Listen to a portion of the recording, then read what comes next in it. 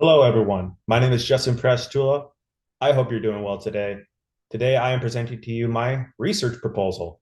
Going to be going over to some little bit of background information, the protocol, some things to consider, ethical considerations, some limits, and the overall goals of the study.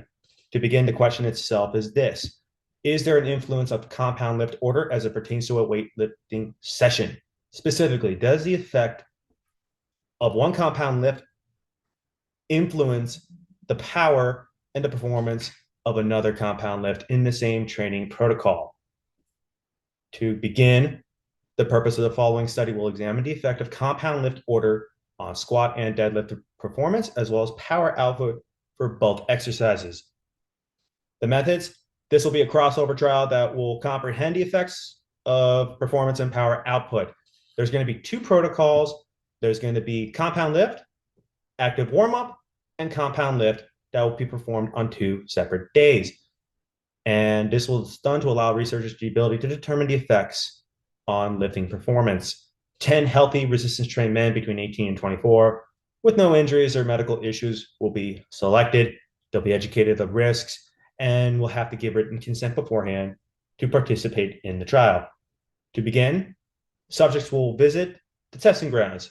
It'll be a background day, just a screening, measurements, and then going through the warm up into the first compound lift, then the active warm up in between, and then the compound lift itself.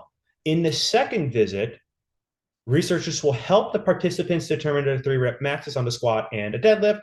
Subjects will perform an active warm up routine in between, and this was implemented so participants could recover and prepare to engage in the 3-rep max of a compound lift at the end of a session. And this day will be squat and deadlift in that order. It'll also allow researchers to see if there's residual effects from that first compound lift transferred over to the last performed of the day. For the remaining sessions, subjects will go through 4 weeks of 2 training sessions. So for Mondays, it will be, say, squat, then active warm up, and then deadlift. And for Fridays, as an example, deadlifts, active recovery, then squats.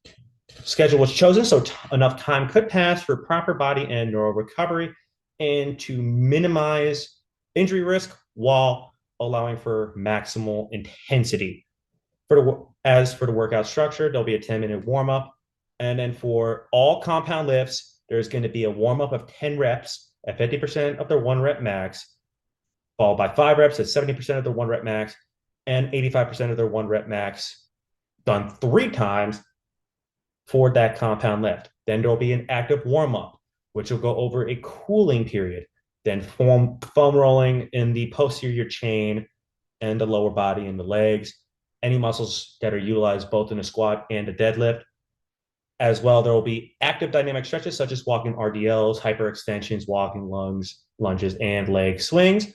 And all of those dynamic stretches were chosen to further prepare the muscular and nervous system to recover it and to allow the athlete to complete the final compound lift of that day, which will go through the same protocol as mentioned for the first compound lift.